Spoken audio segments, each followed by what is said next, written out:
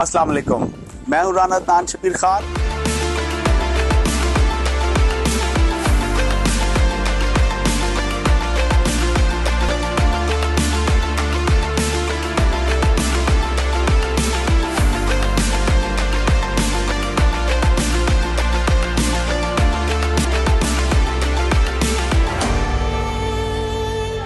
السلام علیکم، میں ہوں رانا عدنان شبیر خان اور آپ دیکھ رہے ہیں نوائے فکر۔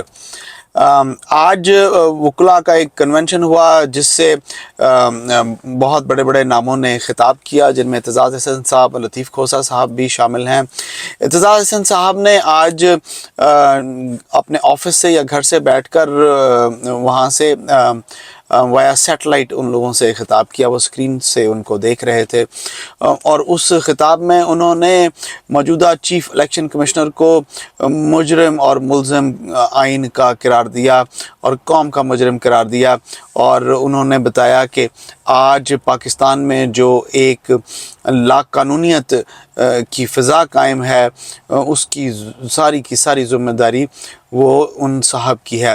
میں ان کے ساتھ ایگری کرتا ہوں۔ چلتے ہیں احمد کے پاس اور ان سے پوچھتے ہیں کہ کیا ڈیٹیلز ہیں ان کے پاس۔ کیوں جی السلام علیکم رانا صاحب، آج آل پاکستان بار ایسوسی ایشن جتنے بھی وکلاء کی تنظیمیں ہیں انہوں نے، اور خاص طور پہ اعتزاز احسن چودھری صاحب نے بیان بھی دیا ہے، اور انہوں نے 14 ستمبر کو احتجاج کا اعلان بھی کیا ہے کہ ملک میں آئین کی پاسداری نہیں کی جا رہی، آئین سے ماورا کام کیے جا رہے ہیں اور آئینی ادارے ہی یہ سب کچھ کر رہے ہیں۔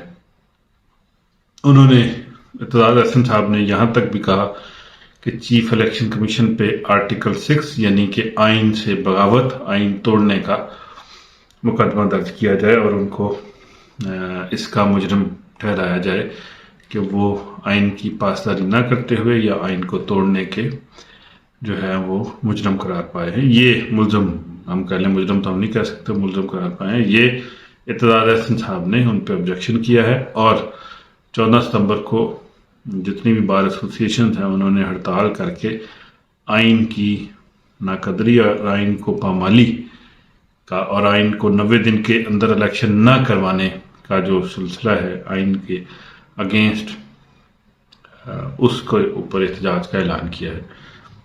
آئین کی واقعی پاسداری تو نہیں ہو رہی، اور بڑے واضح طور پہ اس میں پی ڈی ایم پوری کی پوری شامل ہے، پوری کی پوری حکومت شامل ہے۔ سپریم کورٹ نے ضرور زور لگایا ہے، لیکن الیکشن کمیشن بھی پورا کا پورا اس میں شامل ہے، اور کہہ لیں کہ واضح طور پہ دو دھڑے ہوئے بنے نظر آ رہے ہیں۔ ایک میں الیکشن کمیشن ہے، اور قومی اسمبلی تھی پرانی جو چلی گئی، صوبائی اسمبلی بھی چلی گئی، وہ تھا پی ڈی ایم تھا پورا کا پورا، اور دوسری سائڈ پہ پی ٹی آئی کہہ لیں اور ساتھ سپریم کورٹ۔ تو یہ دو دھڑے اپوزٹ سائڈ پہ واضح طور پہ ویزیبل نظر آ رہے ہیں۔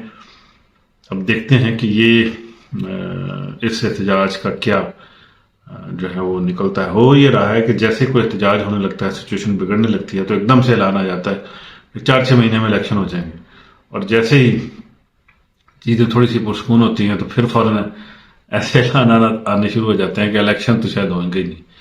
تو یہ گم گم والی کیفیت ہے، آگے پیچھے اس طرح کا سلسلہ چل رہا ہے۔ دیکھتے ہیں اب کیا ہوتا ہے، کیا سچویشن آگے ڈیولپ ہوتی ہے۔ جی رانا صاحب۔ Ahmed, interim prime minister Kakar صاحب نے ایک سٹیٹمنٹ دی جس میں انہوں نے کہا کہ الیکشن جو ہیں وہ جلدی بھی ہو سکتے ہیں، جو کہ ایک میرے لحاظ سے تو ایک بہت اچھی بات ہے، ایک خوشائند بات ہے، کیونکہ ہم خود چاہتے ہیں کہ الیکشن جلدی ہوں، جلد از جلد ہوں، تاکہ ایک عوام کی نمائندہ جماعت میجورٹی لے کر ایوان میں آئے، اور جتنی انویسٹمنٹ آ رہی ہے، چیف عوامی اسٹاف جو اتنی کوشش کر رہے ہیں اتنی انویسٹمنٹ لے کر آنے کی، پاکستان کو اکنامکلی اسٹیبل کرنے کی، جب ایک اسٹیبل گورنمنٹ موجود ہوگی، عوام کے نمائندے موجود ہوں گے، اور انویسٹر کو بھی پتہ ہوگا کہ اگلے 5 سال تک یہ لوگ اسمبلیوں میں رہیں گے اور ایک کنٹینیوٹی آف پالیسی ہوگی، تو وہ ایک پر اعتماد طریقے سے انویسٹمنٹ کر سکیں گے۔ کیا خیال ہے آپ کا اس اسٹیٹمنٹ کے بارے میں؟ جی احمد۔ جی رانا صاحب، وزیر اعظم نے کہا ہے کہ الیکشن جنوری فروری سے پہلے بھی ہو سکتے ہیں، کیئر ٹیکر وزیر اعظم نے انوار الختار کاکڑ صاحب نے. اب میں ابھی یہی آپ سے رانا صاحب پہلے بھی یہ بات ہو رہی تھی, میں یہ کہہ رہا تھا کہ جیسے ہی چیزیں کچھ بگڑنے لگتی ہیں, احتجاج کی کال آنے لگتی ہے, کچھ ہونے لگتا ہے, فوراً اعلانات سامنے آ جاتے ہیں کہ نہیں الیکشن ہونے والے ہیں, الیکشن کی ہم تیاری کر رہے ہیں. یہ ویسی چیزیں آنے لگتی ہیں جیسے الیکشن ہو رہے ہیں, اور جیسے ہی تھوڑی چیزیں سموتھ ہوتی ہیں تو فوراً ہی جو ہے وہ ایسی فضا قائم ہو جاتی ہے کہ جیسے الیکشن تو ہو گئی نہیں.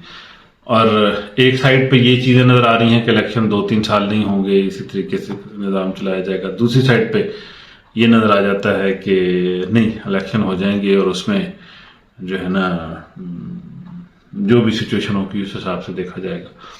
لیکن پہلے بھی جو ہم بات کر رہے تھے کہ پولیٹیکل ویکیوم بہت واضح ہے, پولیٹیکل ان ایکٹیویٹی اتنی زیادہ ہے کہ کوئی سیاسی پارٹی اس وقت میدان میں نہیں ہے, سب خاموش بیٹھے ہیں, اور صرف یہ وکلا کی طرف سے یہ احتجاج کی کال سامنے آئی ہے. اس وقت نہ کوئی ادارہ بول رہا ہے نہ کوئی اور بول رہا ہے.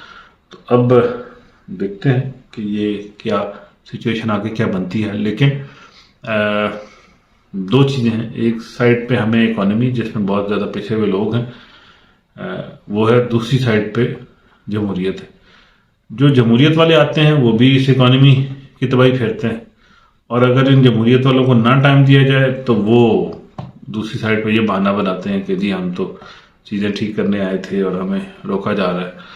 تو اب دونوں سائڈوں پہ کہہ لیں کہ اہل دانش سوچنے والے تو پریشان ہیں کہ میاں نواز شریف صاحب آتے ہیں تو وہ کھل کے کھاتے ہیں, اپنے مقدمے واپس کرواتے ہیں, اپنی جان چھڑاتے ہیں, ان کے بھائی بھی, اور واپس نکل جاتے ہیں, لندن جا کے بیٹھ جاتے ہیں. جیسے ان کی حکومت ختم ہوتی ہے ٹھک لندن, جیسے حکومت کا کچھ نظر آتا ہے فوراً پاکستان واپس.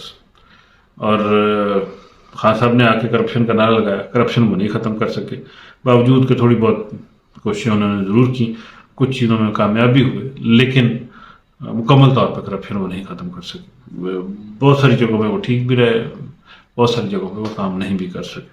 تو اس سے پھر کبھی بات کریں گے. لیکن یہ ابھی آج انوار الختار کاکڑ صاحب وزیر اعظم نے کہا ہے کہ الیکشن جنوری-فروری سے پہلے بھی ہو سکتے ہیں. جی رانا صاحب. جی احمد, اس سے پہلے کہ میں تیسرا سوال کروں, میں آپ کو دکھاؤں کہ ہرن میرے بڑے قریب آ گئے ہیں. میں یہاں پہ موجود ہوں ایک ریسٹ ایریے میں.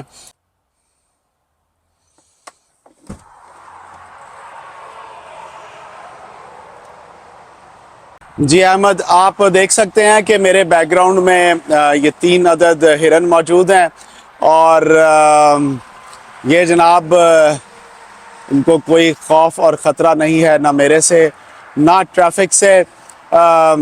لیکن ڈی سی اسلام آباد صاحب کو اور 3 پولیس آفیسرز پر فرد جرم عائد کر دی گئی ہے کہ جناب شاندانہ گلزار اور شہریار آفریدی صاحب کو عدالت کے حکم کے باوجود MPO 3 کے تحت ان کو گرفتار کر لیا گیا اور بار بار گرفتار کیا گیا. ان پر توہین عدالت کا کیس بنا, فرد جرم عائد ہوئی, اور سنا ہے کہ ان کو سزا بھی ہو گئی. چلتے ہیں احمد کے پاس اور ان سے پوچھتے ہیں کہ کیا خبریں ہیں ان کے پاس. جی احمد. رانا صاحب, ڈی سی اسلام آباد اور 3 پولیس اہلکار, جن میں ایک SSP ہیں, ایک اور نچلے درجے کے, اور پھر ایک SI لیول کے, 3 پولیس اہلکار اور ڈی سی اسلام آباد, جو ان تینوں کو آج اسلام آباد ہائی کورٹ نے 2 PTI رہنماؤں کو کہہ لیں کہ غلط پکڑنے پہ, جان کے ڈیٹین کرنے کے اوپر اور عدالتی حکم کی نافرمانی کرتے ہوئے جیل بھیج دیا. آج ان پہ فرد جرم عائد لگائی اور ان کو کہہ دیا کہ آپ نے آئین کی خلاف ورزی کی ہے, کنٹمپٹ آف کورٹ کی ہے, اور شاندانہ گلزار اور PTI کے اور دوسرے بڑے بڑے رہنما ہیں شہریار آفریدی صاحب, ان دونوں کو پکڑا تھا انہوں نے. تو ان دونوں کو روکا تھا ان دونوں کو پکڑنے سے عدالت نے, لیکن پھر بھی انہوں نے پکڑ کے MPO 3 لگا کے جیل میں ڈال دی. ان کو باہر نہیں نکلنا چاہیے, نقشہ من ہوگا. ان کے اوپر, دونوں کے اوپر اسلام آباد ہائی کورٹ کے فاضل جج بابر ستار صاحب نے ان کے اوپر فرد جرم عائد کر کے آج ان کو جیل بھیج دیا, اریسٹ کر لیا جائے.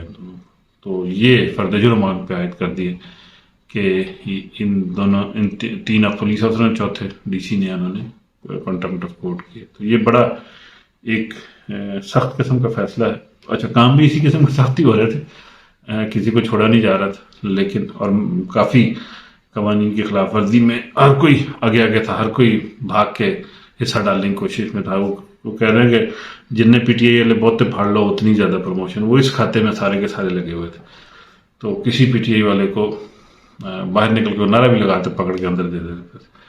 بہرحال یہ اس ساری سچویشن میں 3 افسروں کو اسلام آباد ہائی کورٹ نے فرد جرم ان پہ عائد کر دی. یہ بڑا، اور انہوں نے انکنڈیشنل معافی کہ کسی بھی صورت میں معاف کر دیں وہ بھی مانگی، لیکن اس کو بھی قبول نہیں کیا گیا اور ان پہ فرد جرم عائد کر دی گئی. تو یہ کافی سخت قسم کا فیصلہ ہے، لیکن اقدام بھی اسی قسم کا. اب دیکھتے ہیں اس سچویشن میں آگے کیا بنتا ہے.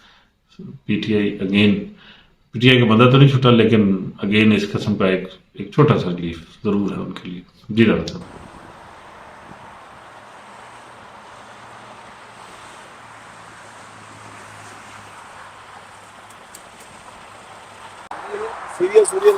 ہاں جی، میں وہی دیکھ رہا کہ انہوں نے کچھ آفر کرا.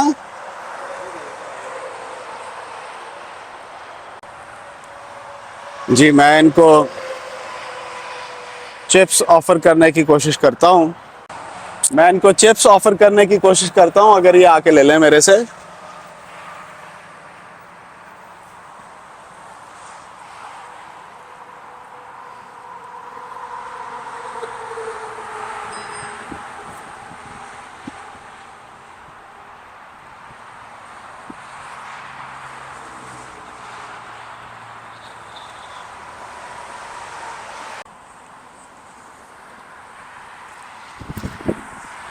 چپس پھینکے میں نے اس کے لیے، اگر کھا لے.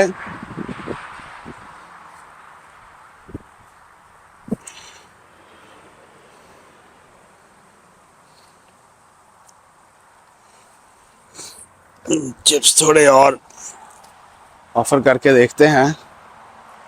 اگر وہ یہ بیسیکلی اس درخت سے بیر نما سی کوئی چیز گری ہے جو کہ ان کو اچھی لگی ہے اور وہ کھا رہے ہیں.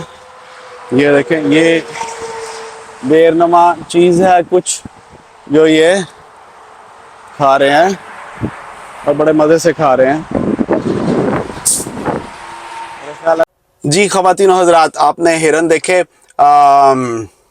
میں اندر آ گیا ہوں، لیکن وہ ابھی بھی میرے ٹرک کے بالکل پاس موجود ہیں. ان کو کیلاگس کے سیریل سردار صاحب نے جو پھینکے وہ کھا رہے ہیں. تھوڑے سے میں نے پرنگلز ادھر پھینکے، لیکن بیسیکلی وہ جو ادھر آپ درخت دیکھ رہے ہیں سے جو بیر نما کوئی چیز نیچے گر رہی ہے وہ اس کو پسند کر رہے ہیں اور ان کو کھا رہے ہیں. جہاں تک اعتزاز احسن صاحب نے بات کی کہ چیف الیکشن کمشنر صاحب اس قوم کے مجرم ہیں، میں ان کے ساتھ بالکل ایگری کرتا ہوں. یہ وہ شخص ہے جو اس کو ٹوٹل فساد کی جڑ ہے، جس نے آئین اور قانون کے خلاف ہر قدم جو وہ اٹھا سکتا تھا اس شخص نے اٹھایا. 14 مئی کا جو سپریم کورٹ کا فیصلہ تھا پنجاب کے الیکشنز کو لے کر، اس نے اس کو بھی وائلیٹ کیا. اور اب بھی جب صدر پاکستان نے ان کو خط لکھا کہ ان کو چاہیے تھا کہ ان کے پاس جاتے اور ان سے تاریخ لیتے اور 90 دن کے اندر الیکشن کروانے کی بات کرتے. لیکن میں اس کے ساتھ ساتھ میں موجودہ چیف جسٹس آف پاکستان سے بھی غصے میں ہوں، ناراض ہوں، اور ان کو بھی برابر ذمہ دار سمجھتا ہوں کہ کیونکہ آپ نے کوئی ڈنڈا نہیں مارنا ہوتا، آپ نے کوئی لوگوں کو اکٹھا کر کے جا کر اپنے آرڈرز کو امپلیمنٹ نہیں کروانا ہوتا. آپ نے تاریخ کے اوراق میں اپنے آپ کو درست ثابت کرنا ہوتا ہے کہ آپ نے درست فیصلہ کیا، آپ صحیح سائڈ پہ کھڑے تھے، آپ نے اس کو جو فیصلہ کیا، آپ اپنے اس 14 مئی کے فیصلے کو منطقی انجام تک پہنچاتے، بلاتے ان کو اور ان کو سزائیں دیتے، اور ان کو پتہ چلتا کہ آپ جیسے چیف جسٹس، آپ جیسے जस्टिसेस, आप जैसे फैसला करने वाले लोग मौजूद हैं।